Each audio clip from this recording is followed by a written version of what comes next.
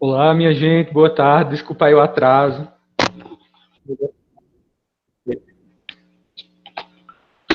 Desculpa aí o atraso, é que eu estava terminando a aula com o primeiro A, os primeiros no caso, mas como só entra aluno do primeiro A, eu conto como primeiro A. Aí eu estava tentando terminar os slides aqui com eles, aí por isso que eu dei uma atrasadinha, certo? Desculpem aí. 13 pessoas, que legal. Pensei que só ia ter Bruno igual ontem na aula da bichinha de Laís. Meu Deus.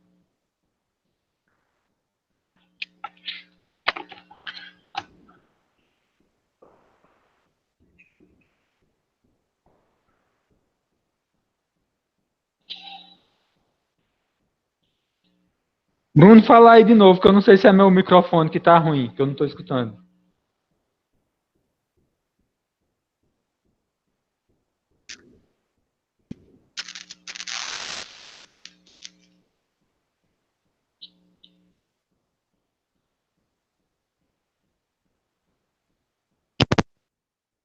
Que deu prego, meu fone.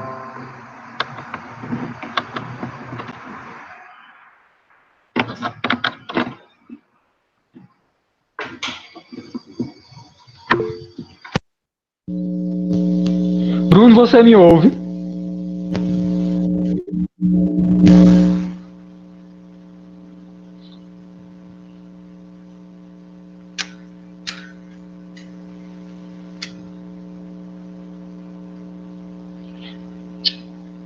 Você me ouve, mas eu não lhe ouço. De forma nenhuma. Minha gente, alguém falar aí outra coisa além de Bruno para eu ver se é só defeito no microfone dele ou foi o meu que pifou? No caso, o fone, quer dizer.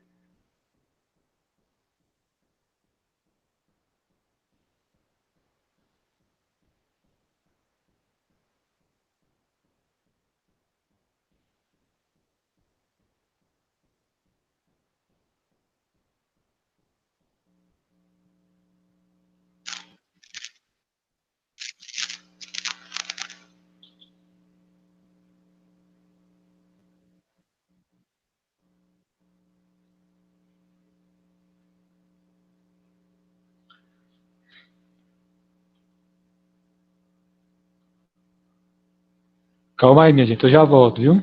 Um instante.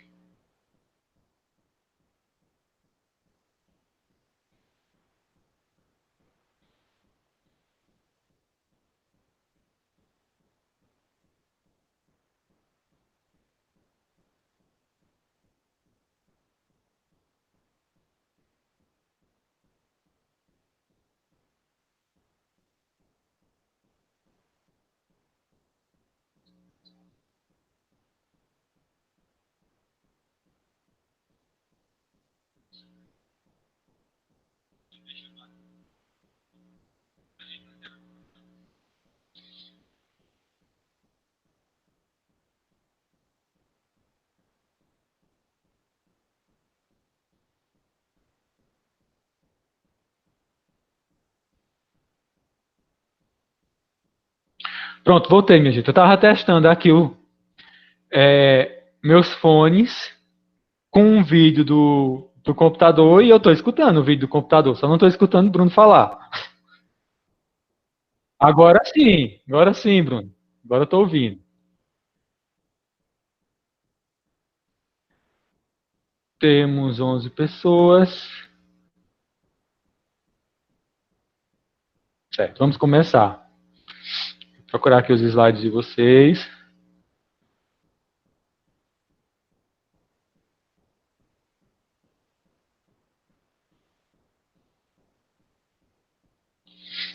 Uhum.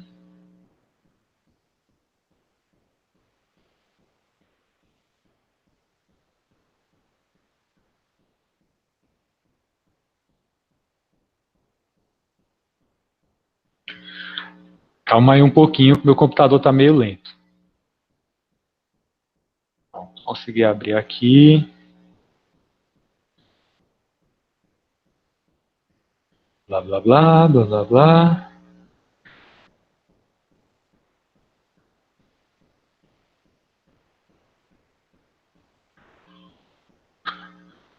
Olá, Daniela, Fernanda, Luísa, Nívia, Raíssa, Roberta, Thaís, Vanessa, Vanessa Marli, Vanessa Vitória. Saudade de todo mundo.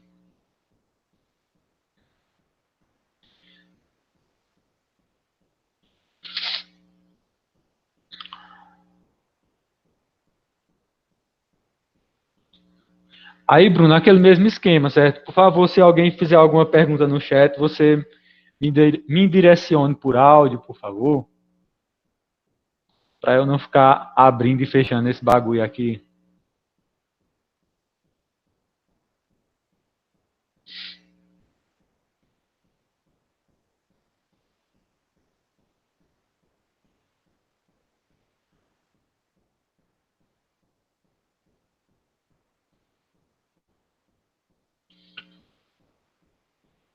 Hum. Calma aí, minha gente.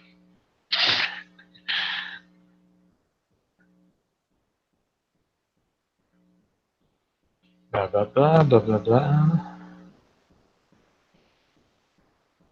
Nova janela.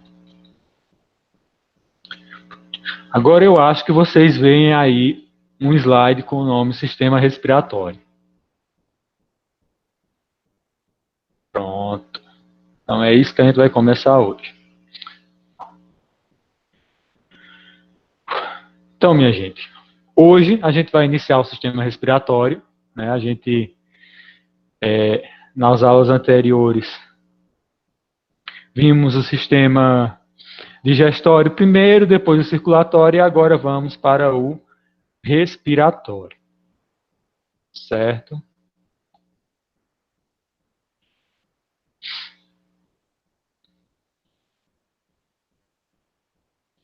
E agora vamos para o respiratório, como eu acabei de falar. A principal função do sistema respiratório vai ser conduzir o ar do exterior para o interior do organismo. Certo? Isso a gente está falando de anatomia humana e de sistema respiratório humano. Se a gente for falar de sistema respiratório a nível de outros grupos animais, a gente vai ter animais que não respiram oxigênio, que não absorvem o oxigênio do meio através de pulmões. Alguém sabe aí, Bruno, exemplificar algum animal que não respira através de pulmões? Pronto. Praticamente todos os peixes, eles vão fazer respiração através de um órgão chamado de brânquias, certo?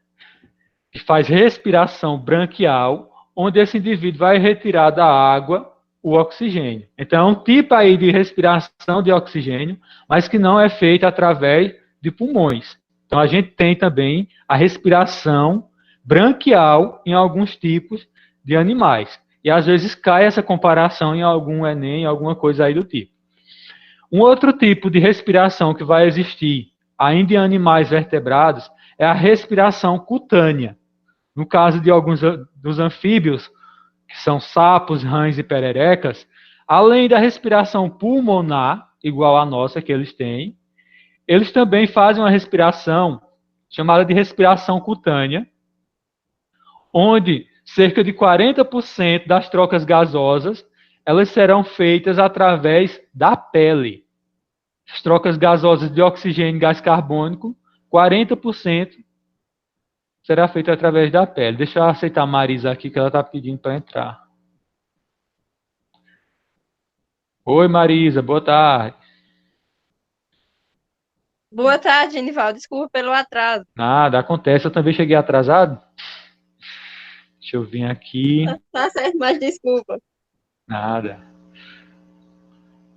Voltar para onde eu estava. Então, eu estava falando que além da respiração pulmonar, falando aí a nível de seres vivos em geral, vai ter também a respiração branquial no caso dos peixes e cutânea no caso dos anfíbios. Branquial através de órgãos chamados brânquias, cutânea através da pele. Mas vamos focar aqui na respiração nossa, já que a anatomia, já que o assunto é fisiologia humana.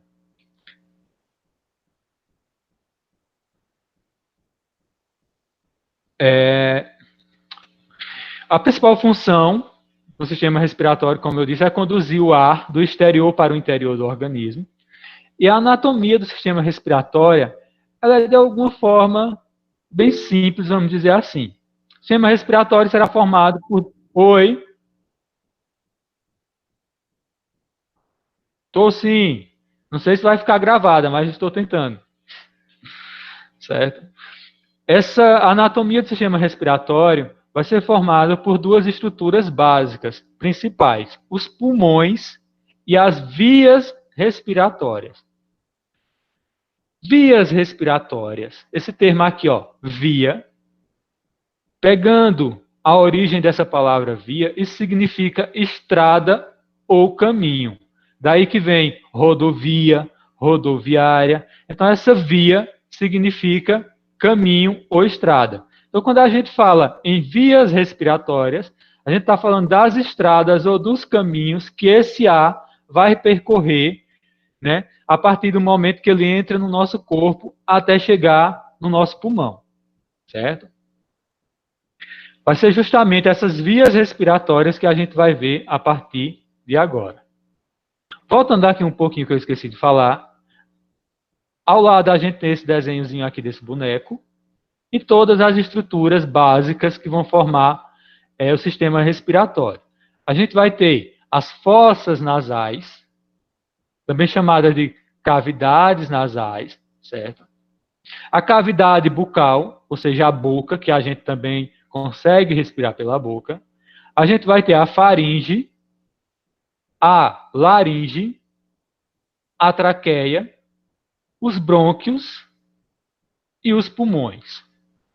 E aqui embaixo a gente vai ter uma estrutura muscular, uma membrana muscular, chamada de diafragma, que separa a cavidade abdominal da cavidade torácica e que vai atuar aí ajudando esses pulmões a entrada e saída de ar nos pulmões. Continuando aqui, a gente vai ver o que acontece com o ar da narina até a laringe. E o que é narina? Narinas são as entradas, né, por onde o ar entra no nosso corpo, são os populares buracos da venta, né, nossas narinas. São duas, o normal é ter duas. Se nasceu com uma só é porque teve aí algum problema congênito de malformação, mas o normal é ter duas. A partir das narinas, a gente vai ter a cavidade nasal ou fossas nasais. Tanto faz você chamar de cavidade nasal como fossas nasais. Essa cavidade nasal, ela vai ser separada por uma cartilagem, um tecido cartilaginoso, chamado de septo nasal. E vai ser revestida, coberta, forrada por uma camada de pele chamada de mucosa nasal, certo? Quando eu digo que a cavidade nasal é a continuação da narina e que ela é dividida pelo septo nasal, se você pegar aí no seu nariz, você vai perceber essa cartilagem que separa as suas narinas em duas. Do jeito que elas são separadas aqui, ó, na entrada da narina, essa separação segue pela cavidade nasal, separando toda a sua cavidade nasal em duas estruturas. Por isso que às vezes a gente está gripado ou com alergia e não consegue respirar com a narina esquerda e consegue com a direita. Uma está entupida e a outra está boa. Por quê? Porque são canais independentes, separados por esse septo nasal. Essa mucosa nasal, que eu falei que vai revestir esse caminho, vai ser formado pelo epitélio nasal. Esse epitélio nasal, ou epitélio da mucosa nasal, vai ser a pele que vai forrar o interior do nosso nariz, assim como o interior da cavidade nasal. Esse epitélio ele é muito frágil e altamente vascularizado, quer dizer, rico em vasos sanguíneos. Por isso não é muito difícil que, às vezes, a gente vá lá limpar o nariz com um cotonete ou com um guardanapo, ou seja lá com o que for, e saia sangue. Por quê? Porque é um epitéliozinho muito fininho, rico em vaso sanguíneo, e você, ao tentar fazer essa limpeza, você rompe ali vasos sanguíneos que vai fazer com que sangre. Esse epitélio da mucosa nasal, ele não vai ser, vamos dizer assim, reto. Ele vai possuir dobras, ondulações, certo? Essas ondulações que esse epitélio da cavidade nasal vai ter a função de, à medida em que a gente inspira o ar pelo nariz, esse ar passar por essas ondulações, ser filtrado de partículas que porventura venham junto com esse ar, como poeira ou alguma bactéria que você inalou, certo? E ao mesmo tempo em que ele vai fazendo esse movimento de sobe e desce, nessa ondulação, esse ar vai sendo aquecido. Ou seja, se você está respirando um ar frio em uma noite fria, você respira o ar na temperatura ambiente, à medida em que ele vai sendo deslocado pela essa cavidade nasal e começa a vibrar aqui, ó, nessas ondulações, ele vai sendo aquecido para que chegue lá no pulmão, não mais na temperatura fria que ele estava no ambiente, mas sim na temperatura em que seu corpo está.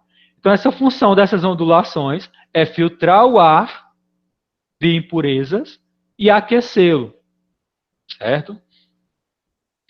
Essas dobras da mucosa nasal que eu tentei desenhar aqui em cima, elas vão possuir células chamadas de células ciliadas. Células são ciliadas, elas vão ter formatos de cílios, como se fossem os cílios dos nossos olhos, certo? Vai ser todo recoberto por essas célulazinhas ciliadas. Essas células ciliadas, além de tentar reter as partículas que a gente inalou junto com o ar, seja de poeira, fumaça ou alguma bactéria que tenha entrado pelo nariz, elas também vão produzir uma substância chamada de muco, que nada mais é do que o catarro, certo? Independente de você estar com gripe ou não estar com gripe, essas células produtoras de muco vão estar continuamente produzindo esse muco para que essa superfície dessa cavidade nasal sempre esteja úmida. Se você colocar o dedo no seu nariz em qualquer momento da sua vida, ele vai estar úmido por dentro. Essa umidade vai ser para filtrar essas partículas indesejadas, certo? E ajudar aí a aquecer esse ar. Quando a gente está gripado, que tem uma quantidade grande de muco ou catarro, é porque acontece um desarranjo nessas células produtoras de muco e elas começam a preparar esse muco em grande escala ou fora de controle na tentativa de expulsar alguma coisa que esteja causando alguma inflamação no seu pulmão. Até aí, perguntas? Não? Beleza. Então, saindo da cavidade nasal, o ar chega até uma estrutura chamada de faringe. Em algum lugar nas nossas aulas, a gente já ouviu falar nessa faringe. Ninguém lembra da faringe?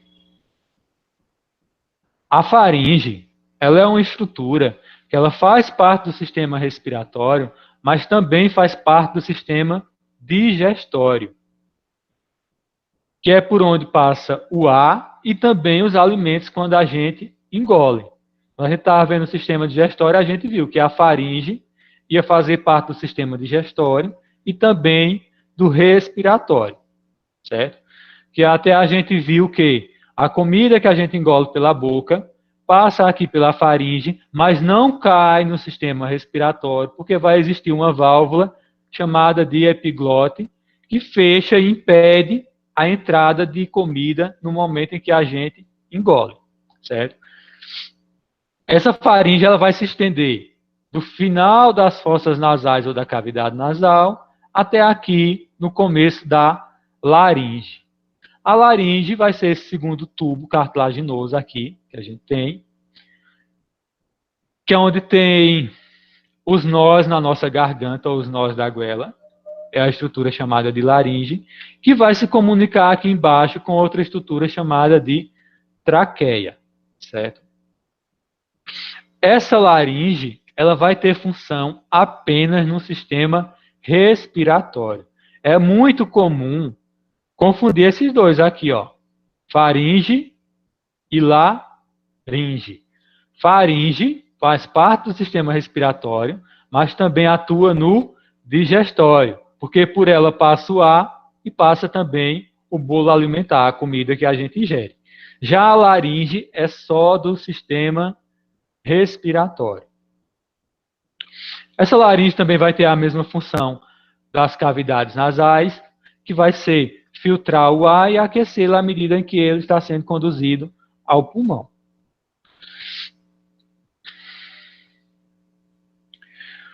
Nessa laringe, a gente vai ter duas estruturas chamadas de pregas vocais ou cordas vocais, que são dois ligamentos elásticos que vibram com a passagem do som.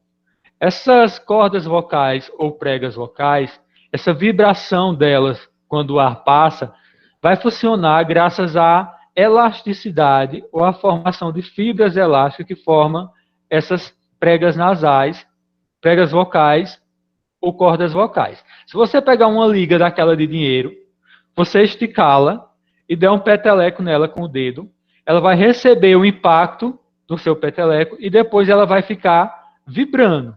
Por quê? Porque ela tem capacidade elástica. E essa vibração acontece graças à capacidade elástica daquela liga. A mesma coisa vai acontecer com as nossas pregas vocais ou cordas vocais quando o ar passa por ela. Esse ar passa por ela, elas vibram e produzem som. Sendo assim, se elas produzem som, elas vão ser responsáveis pelo quê? Pela nossa capacidade de quê? Sim, pela nossa capacidade de voz, de falar. À medida em que o ar passa pela laringe, essas pregas vocais, ou cordas vocais, como queira chamar, vibram, produzem som, e a gente, através da língua e dos lábios, molda esse som em forma de palavras. Oi?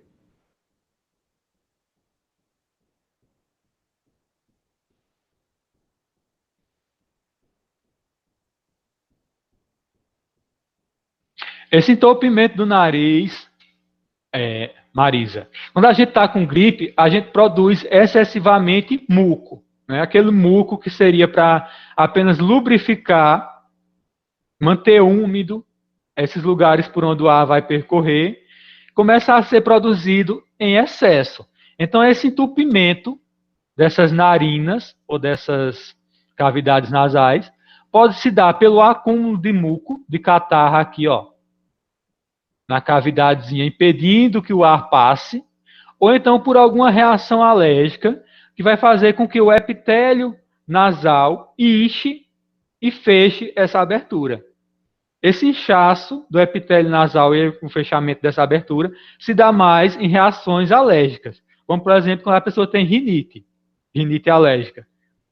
Essa rinite alérgica, esse fechamento dessa cavidade vai se dar principalmente por uma irritação desse epitélio, que vai inchar e fechar. Mas no caso da gripe é mais pelo acúmulo de muco, de catarro ali naquela passagem. Espero que tenha entendido. Tá certo, obrigada, Jennifer. Entendi, Nada, sim. entendeu sim? Qualquer coisa é só perguntar. Estou aqui para isso. Oi?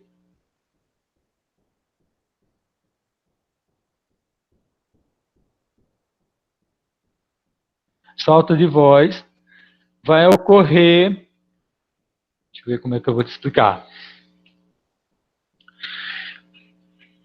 Falta de voz, acontece uma inflamação nessas cordas ou pregas vocais. Pode ser causado por quê? Por uma gripe, por uma gripe, alguma doença respiratória que você tenha, vai causar uma inflamação nessas cordas vocais, ou simplesmente por você ter ido para um show e ter gritado muito. Vamos imaginar que você foi para um show e gritou muito. Você causou uma irritação nas suas cordas vocais, devido ao uso dela, daquele ar, forçando elas diretamente para você gritar, certo? E essa irritação vai fazer com que ela inche e diminua a capacidade de vibrar com a passagem do som. Vamos dizer assim, ela vai ficar mais rígida com essa inflamação. Por isso que a gente fica sem conseguir falar direito, certo? Ou então, quando a pessoa fala muito, igual no meu caso aqui, que estou falando, estou forçando muita passagem de ar por essas cordas vocais ou pregas vocais, e elas estão ficando ressecadas. Quando elas vão ficando ressecadas, elas também perdem essa capacidade de vibrar. Aí a pessoa vai ficando com a voz rouca. Elas vão perdendo a capacidade de fazer som. Entendeu, Bruno?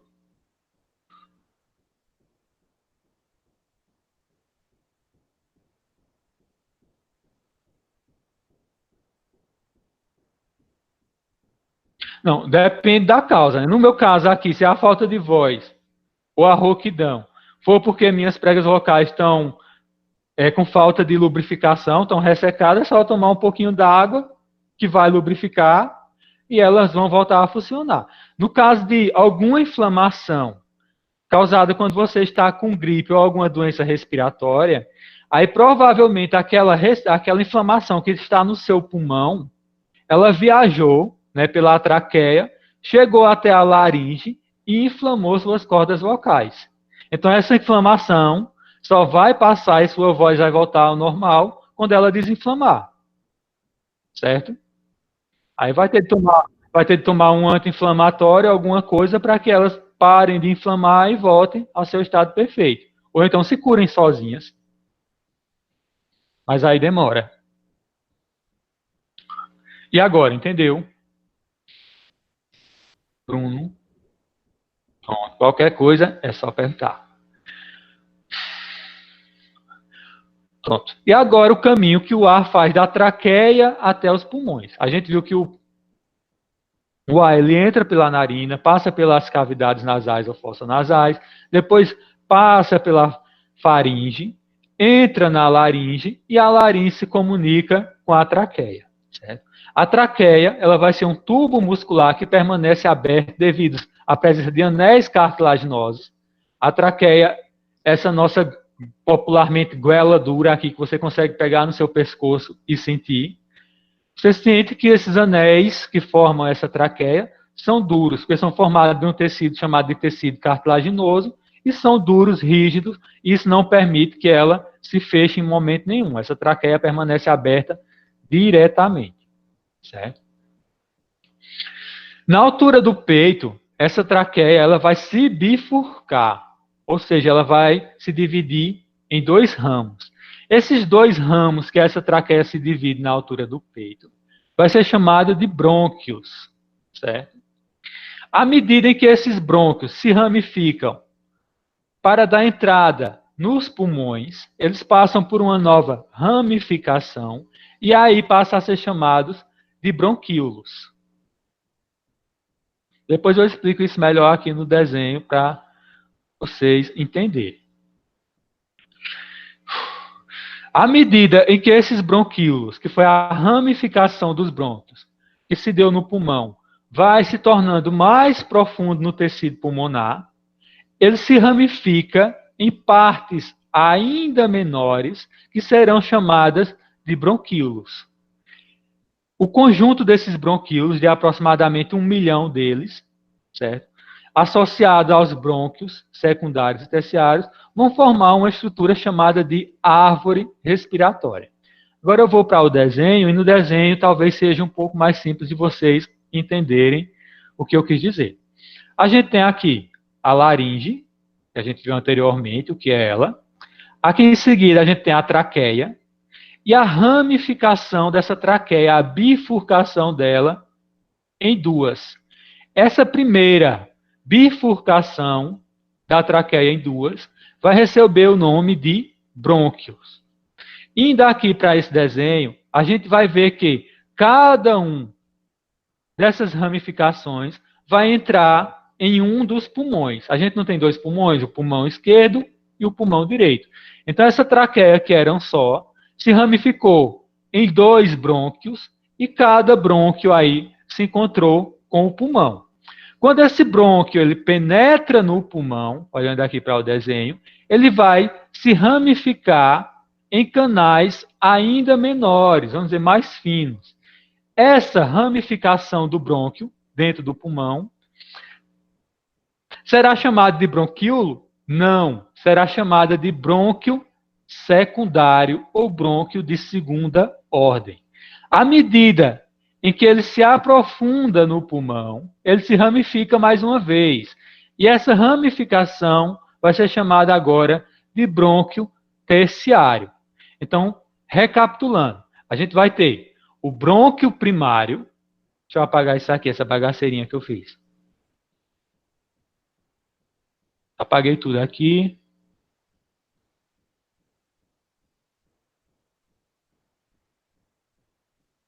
Pronto, vejam só. A gente vai ter o brônquio primário, aqui ó, na primeira ramificação. Quando ele se ramifica em ramos menores, já dentro dos pulmões, vai ser chamado de brônquios secundários. Quando ele se ramifica em partes ainda menores, brônquios terciários. Então, os primários vai ser da bifurcação da traqueia até a entrada nos pulmões. A primeira ramificação nos pulmões vai ser chamada de brônquios secundários ou brônquios de segunda ordem.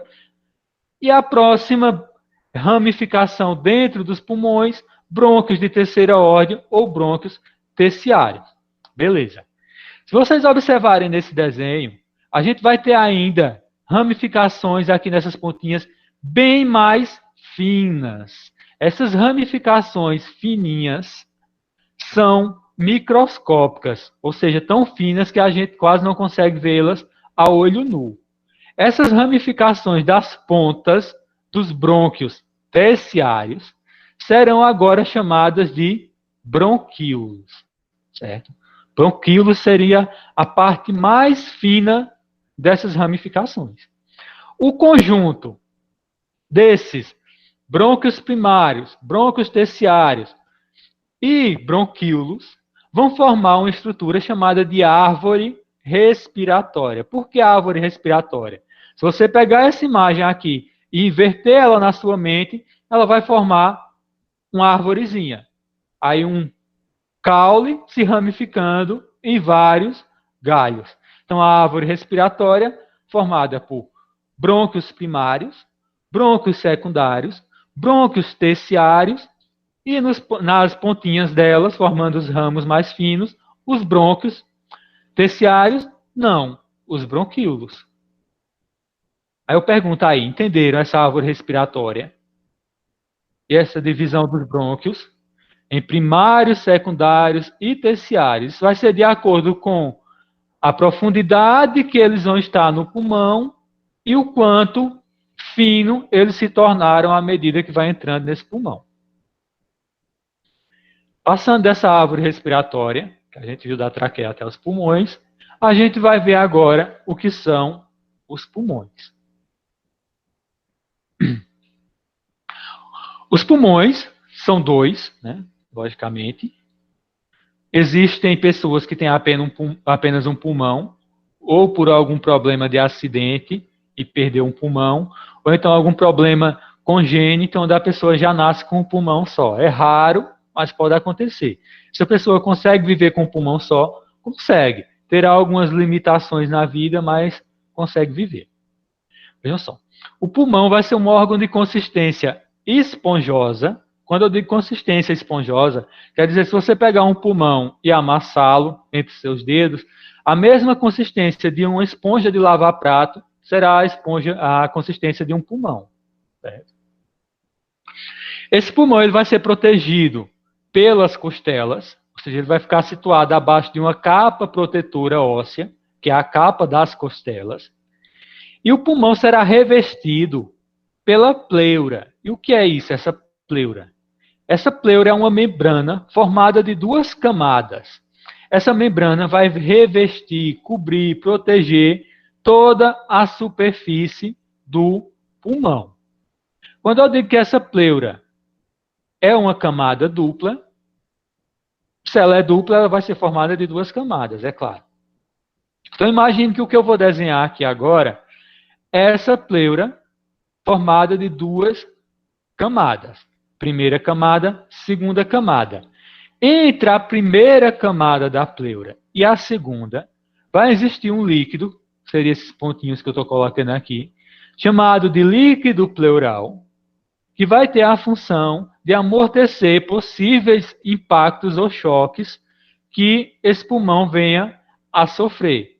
Então, esse líquido pleural ele vai ter essa função aí de amortecimento de choques do pulmão. Às vezes até choque mesmo do pulmão contra os ossos da costela durante o ato de inspiração e expiração. Certo? Vai impedir aí que esse tecido do pulmão, vamos dizer assim, seja danificado. Então, o que é a pleura? Uma camada dupla que reveste todo o pulmão, formado por duas membranas, e entre essas membranas a gente vai ter um líquido chamado de líquido pleural, que vai proteger aí o pulmão de possíveis choques ou agressões, vamos dizer assim. Nesse círculozinho amarelo, a gente tem aqui uma curiosidade anatômica dos nossos pulmões. Deixa eu apagar isso aqui que está ficando muito bagunçado. Uma capacidade... Como é que eu disse? Uma curiosidade anatômica dos nossos pulmões. O pulmão direito, ele é maior que o pulmão esquerdo.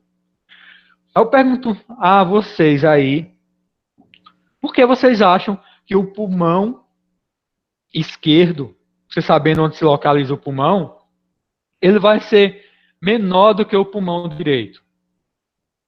Alguém tem alguma ideia por que o pulmão esquerdo, durante a nossa evolução, ele ficou menor do que o direito? Não? Ninguém? Porque o pulmão esquerdo, ele divide espaço com um órgão que pega parte da cavidade esquerda do nosso tórax, que é o coração, certo? Então aqui, ó, o coração situado no centro do nosso peito, entre os dois pulmões, mas uma boa parte do coração, que é essa partezinha aqui, ó, eu estou correndo com o propulsor do mouse em cima dela, está do lado esquerdo. E essa, vamos dizer assim, competição por espaço dentro da nossa caixa torácica fez com que o nosso pulmão esquerdo ficasse menor do que o pulmão direito. Sendo assim, ó, o pulmão direito, que é maior, ele vai ser dividido em 3 lobos ou partes, certo? Uma parte aqui, outra aqui e outra aqui. Se vocês podem verem aí nessa imagem, se vocês conseguirem observar, a gente tem 3 ramificações bem nítidas aqui. A primeira, a segunda e a terceira. A primeira vai ser chamada de lobo superior direito. A do meio, de lobo intermediário. E a terceira, de lobo inferior. Isso no pulmão direito.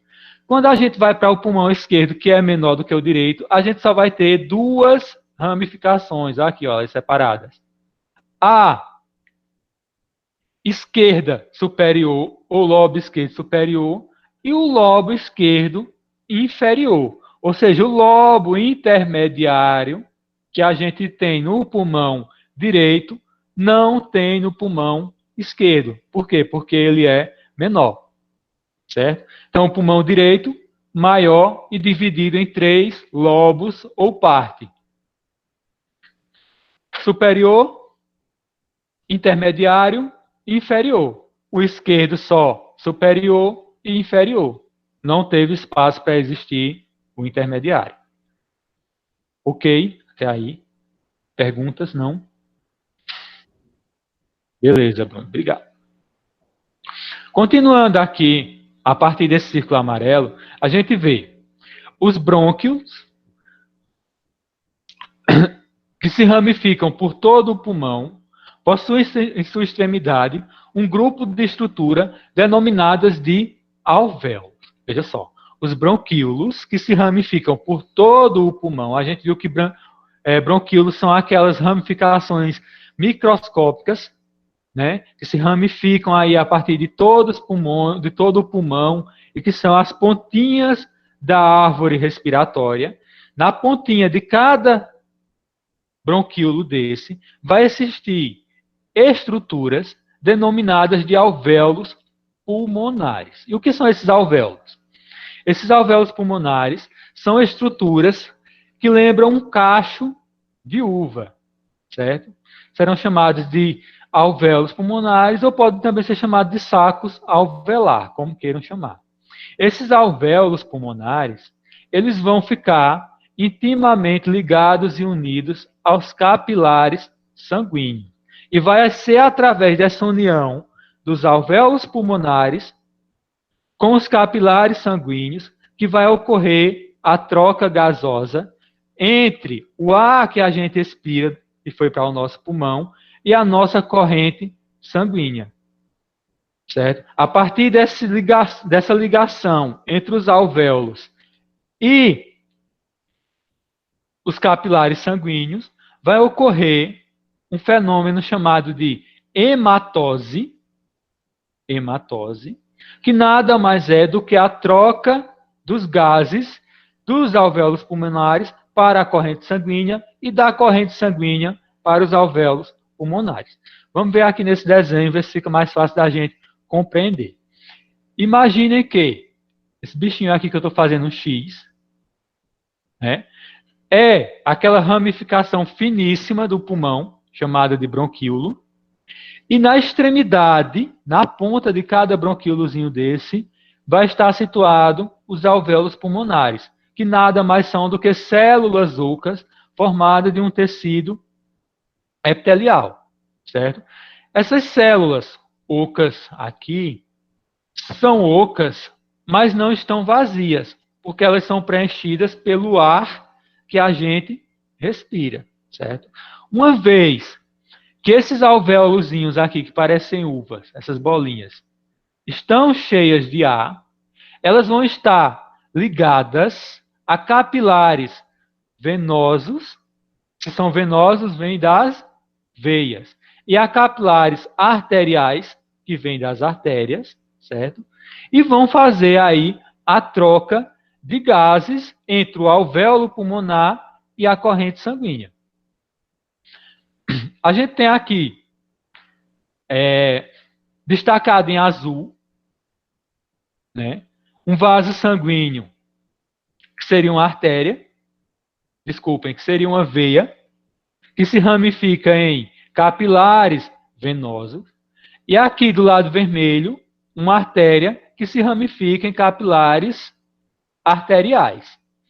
Se a gente está falando de capilares venosos e capilares arteriais, baseado no sistema circulatório que a gente estudou, que tipo de sangue vai circular dentro dos vasos arteriais, dentro das artérias?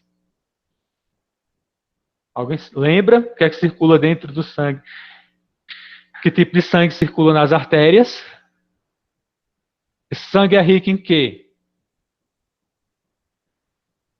Ninguém lembra? O sangue arterial, ele vai ser rico em oxigênio, né, e nutrientes. Porém, aqui a gente está falando do sistema respiratório e o que importa a gente aqui é só o que acontece de trocas gasosas. Então, se o sangue arterial ele carrega oxigênio, na união desse alvéolo pulmonar com o capilar arterial, o capilar arterial vai pegar de dentro desse alvéolo o oxigênio que será enviado para a corrente sanguínea. Ao mesmo passo em que o sangue venoso, que a gente viu que é rico em gás carbônico, vai trazer para esse alvéolo e vai liberar para dentro desse alvéolo o gás carbônico, certo? Ou seja, capilar venoso vai entregar para o alvéolo o gás carbônico, enquanto que o capilar arterial vai retirar desse alvéolo o oxigênio. E aí vai acontecer aquele processo de troca gasosa. E esse processo de troca gasosa entre o alvéolo pulmonar e os capilares sanguíneos vai receber o nome de hematose. Perguntas? Ok. Tá conseguindo compreender, Bruno? Bruno e demais. Estou falando Bruno porque é ele que está se comunicando. Mas a pergunta é para todos, viu?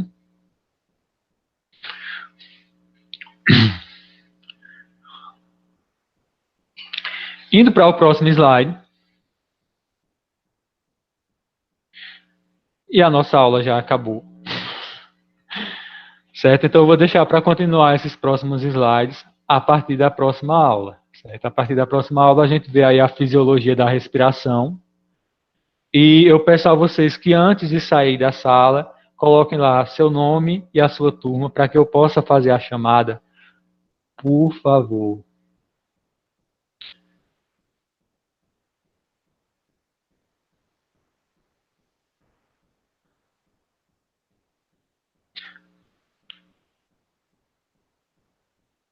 Oi.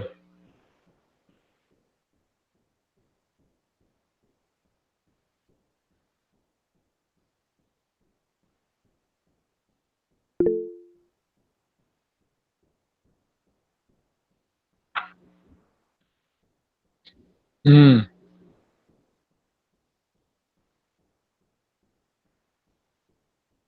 certo, a gente fala. Quando a gente for ver a fisiologia da respiração, eu falo um pouquinho sobre os monóxidos de carbono, o que ele faz, certo?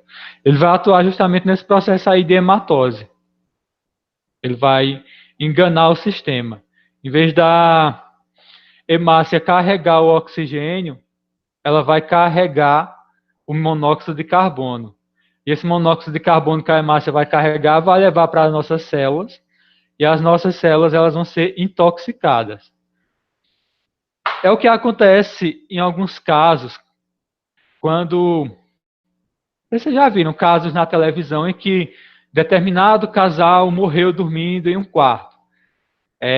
O aquecedor de gás furou-se o cano que levava o monóxido de carbono, que seria o resultado da queima desse gás, para fora do apartamento. Em vez disso, ele começou a liberar esse monóxido de carbono dentro do quarto. Em vez da pessoa respirar oxigênio, ele começa a respirar monóxido de carbono, e as hemácias, em vez de carregar o oxigênio, vai carregar o monóxido de carbono.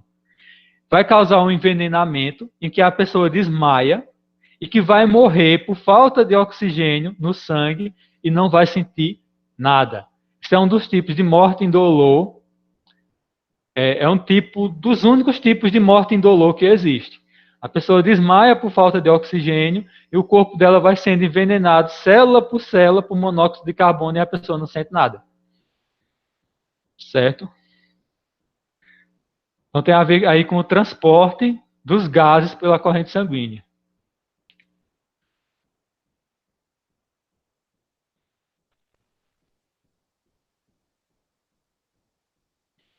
Deixa eu ver se ela ficou, se ficou gravado, Fernanda. De verdade, com áudio. Porque teve duas vezes, não foi, Bruno? Que não ficou. Deixa eu ver aqui. Deixa eu abrir o vídeo, ver se ficou legalzinho.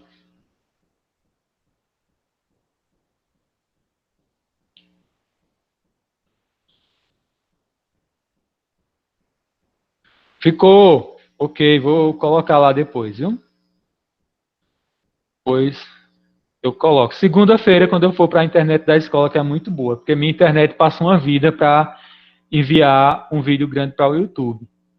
Aí eu só faço esse envio na segunda-feira, lá na escola, quando eu tiver um tempinho. Certo? Eu acho que eu deixei para vocês uma atividade lá no Google Sala de Aula sobre, sobre o sistema circulatório, não foi? Aí quem não fez, faça, certo? E é isso, minha gente. Deixando aqui o nome e a turma, podem ir em paz e que o Senhor Jesus vos acompanhe. Amém. Eu vou sair também. Oi,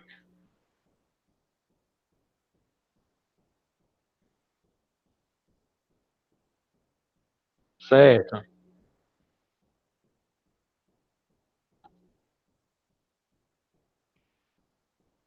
certo. Muito bem, Bruno. Você está gravando através do OBS, é?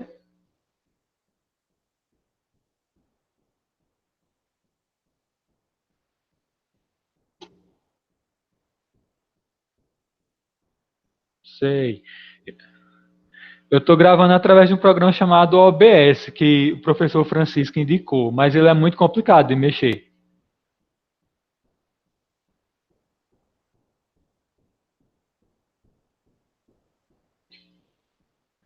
Certo. Bruno, eu vou sair aqui, viu? Tchau, até a próxima. Qualquer dúvida é só perguntar lá no Google Sala de Aula, viu? Que assim que eu ver o comentário, eu irei responder.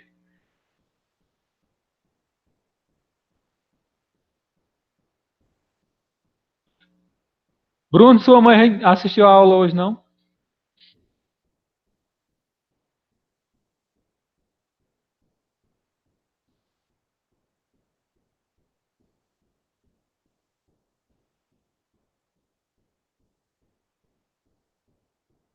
Tem coração. Bem diferente do nosso, mas tem também.